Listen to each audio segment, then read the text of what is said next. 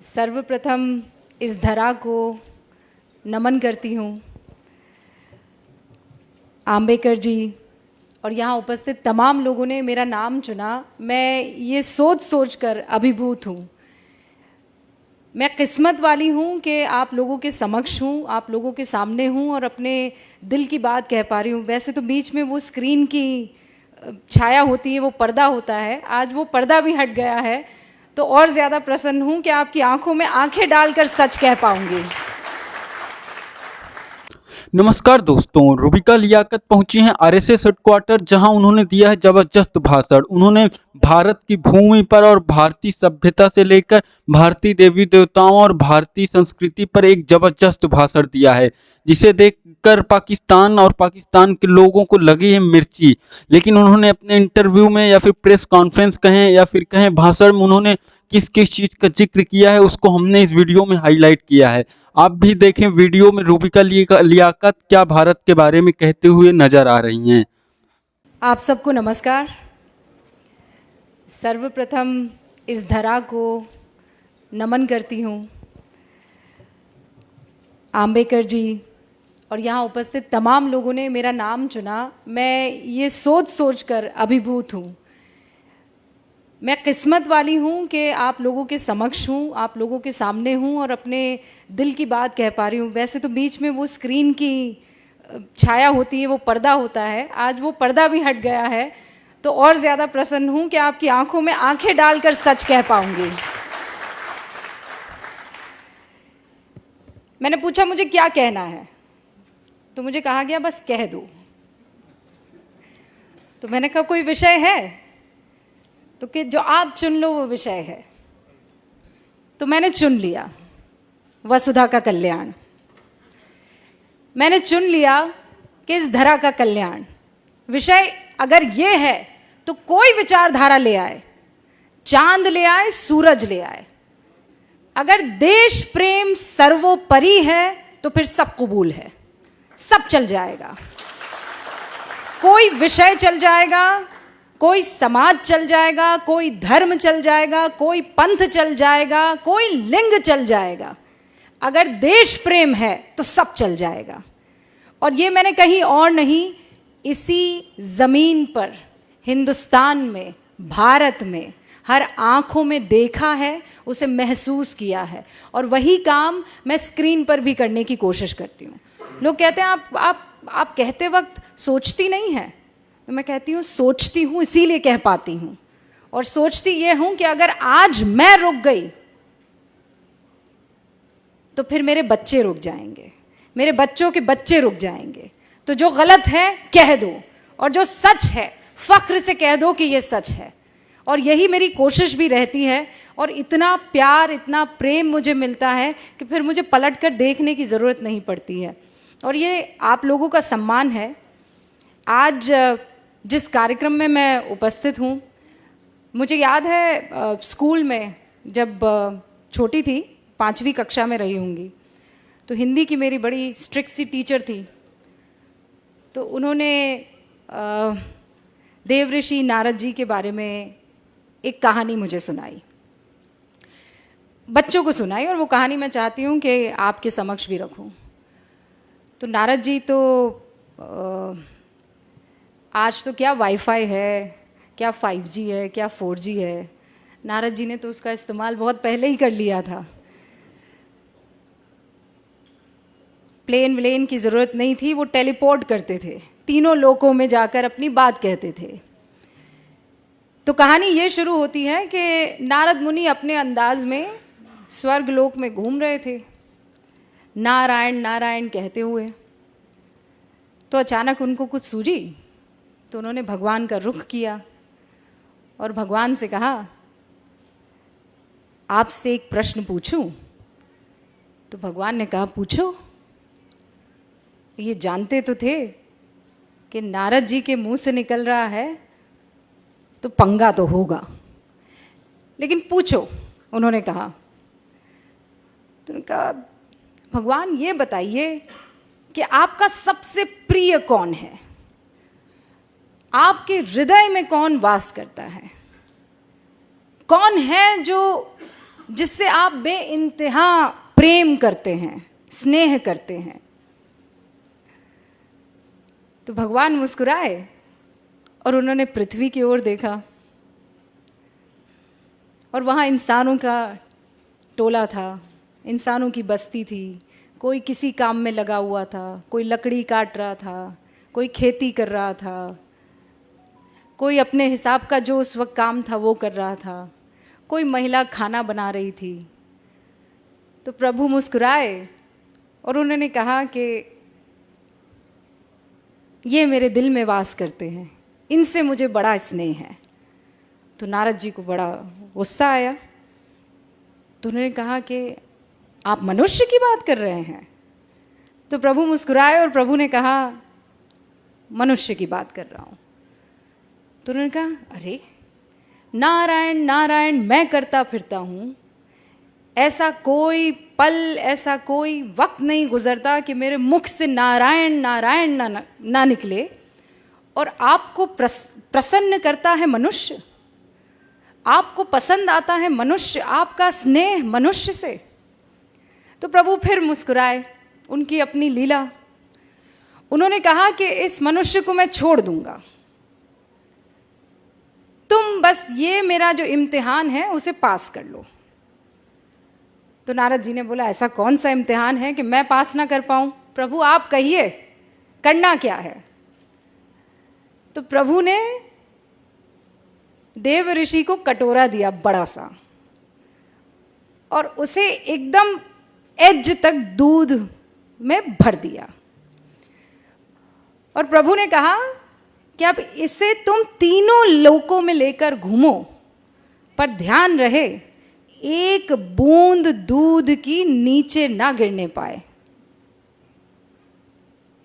तो देव ऋषि ने कहा कि अरे ये क्या बड़ी बात हो गई, ये तो मैं चुटकियों में कर दूंगा। तो उन्होंने कहा फिर मिलते हैं। और नारद मुनि जी कटोरा थामे, दूध से भरा लबालब, तीनों लोकों का भ्रमण करके आ गए।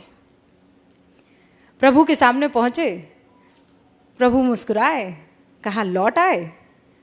तो नारद जी ने तानी हुई भुओं के साथ कहा प्रभु लौट आया, एक भी बूंद ना गिरी? तो उन्होंने कहा ना, एक भी बूंद किसी लोक में ना गिरी। कहा ये तो बहुत ही गजब हो गया, इस बीच तुम मेरा नाम लेना कैसे भूल गए? तो उन्होंने माथा पकड़ा,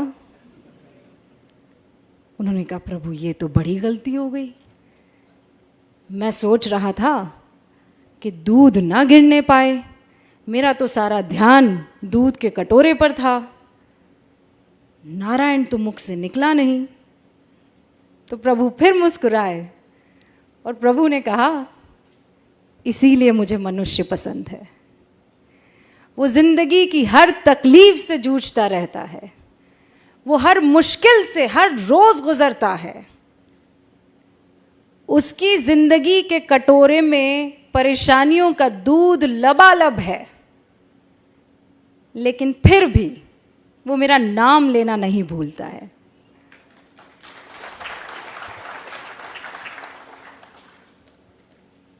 तो देव ऋषि भी मुस्कुराए, हाथ जोड़े और कहा प्रभु की लीला अपरंपार है, नारायण नारायण, और मनुष्य भी कमाल है। तो आज जब मैं दिल्ली से यहाँ का सफ़र कर रही थी तो एक बार फिर से देव ऋषि नारद मुनि मेरी आंखों के सामने थे, मेरा बचपन मेरे सामने था, और वो बुज़ुर्ग हिंदी की टीचर जो इसी अंदाज में कहानी कह रही थी, और मुझे लगता है इससे बेहतर कह रही थी वो, और मैं टकटकी लगाए उन्हें सुन रही थी और ये जानने की कोशिश कर रही थी कि कौन बेहतर होगा, मनुष्य के देव ऋषि नारद मुनि। लेकिन प्रभु की लीला, अब इसे आप कट्टू जोड़ दीजिए पत्रकारिता में। हाँ, हमें करप्शन उजागर करना है, देश की नीतियों पर, तमाम तरीके की राजनीति पर, हर तरीके की कवरेज करनी है, क्राइम भी हो रहा है, महिलाओं के उत्थान की बात करनी है, समाज के कल्याण की बात करनी है, तो ये कटोरे में दूध है। लेकिन क्या इस बीच मैं इस धरा के कल्याण को भूल जाऊंगी? वो भी मुझे ध्यान रखना है। और एक पत्रकारिता का उसूल हमें सिखाया गया था, सत्यम शिवम सुंदरम। लेकिन सत्य हमेशा सुंदर हो ये जरूरी नहीं है। और जिस दिन मेरे पत्रकार बंधुओं ने ये समझ लिया, ये जान लिया कि सत्य कड़वा होता है और उसे पीना भी सीखो और उसे पिलाना भी सीखो। कई बार ये दुखी कर सकता है, लेकिन अगर सत्य को अपनाएंगे नहीं तो फिर आगे बढ़ नहीं पाएंगे। वो कहते हैं या तो आप इस तरफ आ जाती हैं या इस तरफ आ जाती हैं, कोई ग्रे एरिया भी छोड़ दीजिए। लेकिन जब आप धरा की बात करते हैं तो वहाँ कोई ग्रे एरिया छूटता नहीं है, फिर तो सच होता है या झूठ होता है। और हर बार आज के दौर में मैं ये महसूस करती हूँ, क्योंकि आप सभी लोग सोशल मीडिया पर होंगे, आप कुछ लिख दीजिए, आपके ऊपर बौछार होने लगती है। प्यार कम होता है, नफरत की बौछार ज़्यादा होती है। तो क्या वो आपको कुछ कहने से रोक देगा? ये आपको तय करना है। क्या उन गालियों से आप सत्य सामने रखना छोड़ देंगे? ये आपको तय करना है। और मैं हमेशा अक्सर जहाँ जाती हूँ ये कहती हूँ कि मैं आइसक्रीम नहीं हूँ कि जिसे देखकर, जिसे सुनकर हर कोई खुश हो जाए। मैं एक पत्रकार हूँ और पत्रकारिता में दो पक्ष ही होते हैं। अक्सर ये सिखाया जाता है कि पत्रकारिता में आपको अनबायस्ड होना चाहिए। बहुत लोग मेरी बातों से इत्तेफाक नहीं रखेंगे, लेकिन मुझे ये कहना आप लोगों के सामने ज़रूरी है। जब देश की बात आएगी, वतन की बात आएगी, तो इसमें अनबायस्ड कोई कैसे हो सकता है? एक आतंकवादी दनादन गोलियां चला रहा है, आप निष्पक्ष हो जाएंगे? एक 8 साल की बच्ची के साथ बलात्कार हो रहा है, आप निष्पक्ष हो जाएंगे? आपको पक्ष तो लेना होगा ना। या आप जो कहते हैं कि इन मसलों पर निष्पक्षता चाहिए, इन मसलों पर निष्पक्षता कैसे हो सकती है? जब वतन की, जब धरा की, जब लोकतंत्र की, जब हिंदुस्तान की, जब भारत की बात आती है, तो इसमें निष्पक्षता कैसे हो सकती है? कोई माई का लाल मुझे बता दे कि नहीं, निष्पक्षता के नाम पर वो हिंदुस्तान को एक तरफ कर देगा और वो दूसरी तरफ खड़ा हो जाएगा। तो ऐसे में अगर कोई कह दे कि आप निष्पक्ष नहीं हैं, तो मुझे कबूल है। अगर हिंदुस्तान के साथ खड़े रहना, उसके मूल्यों के साथ खड़े रहना, उसके लोकतंत्र के साथ खड़े रहना निष्पक्षता नहीं है, तो मुझे कबूल है। और उन तमाम पत्रकार बंधुओं से ये बात मैं बहुत साफ तौर पर कह देना चाहती हूं कि जिस दिन आप बेझिझक, बगैर किसी डर के, बेखौफ होकर अपनी बात रखने लगेंगे, तो फिर आपको तालियों की दरकार नहीं रहेंगी। फिर मुख से दुआएं ही निकलेंगी, आशीर्वाद ही निकलेगा। और फिर आपको ये नहीं सोचना पड़ेगा कि मैं जाऊंगा तो 4 लोग मेरे लिए तालियां बजाएंगे कि नहीं बजाएंगे। उन तालियों की दरकार मत रखिए। बाहर से लोग क्या कहते हैं वो मत सोचिए। ये सोचिए कि इस वक्त इस ज़मीन को किस चीज़ की ज़रूरत है। इस ज़मीन को निडरता की ज़रूरत है, इंस्पेक्शन की ज़रूरत है, आत्मचिंतन की और मंथन की ज़रूरत है। और फिर मैं कह रही हूँ, कोई विचारधारा हो ना, किसी को चांद पसंद है, कोई ना, किसी को सूरज पसंद है, कोई ना, पर है तो धरा ही के ना, है तो धरती ही के। और जब तक वो धरती में सम्मिलित है, वो चांद हो कि सूरज हो, वो हमारे हैं और हम उनके साथ खड़े हैं। अपनी बात को मैं यहीं विराम देती हूं, लेकिन इस उम्मीद के साथ कि मेरे जैसी उन तमाम आवाज़ों को आपका आशीर्वाद हमेशा मिलता रहेगा। और जब तक आपका आशीर्वाद रहेगा, जब तक हिंदुस्तान की जनता की आंखों में जो ऐसी चमक मैं देख पा रही हूं, चमक रहेगी, हिंदुस्तान को विश्व गुरु बनने से फिर कोई नहीं रोक सकता है। एक बार फिर से आप सभी का बहुत बहुत शुक्रिया, और मुझे बहुत खुशी हुई आप सबके बीच में आकर अपनी बात रखने की। ऐसा लग रहा था जैसे मैं नहीं, दो मन आपस में बात कर रहे हो, दिल से दिल तक एक बात पहुंची हो। बहुत बहुत शुक्रिया आप सभी का।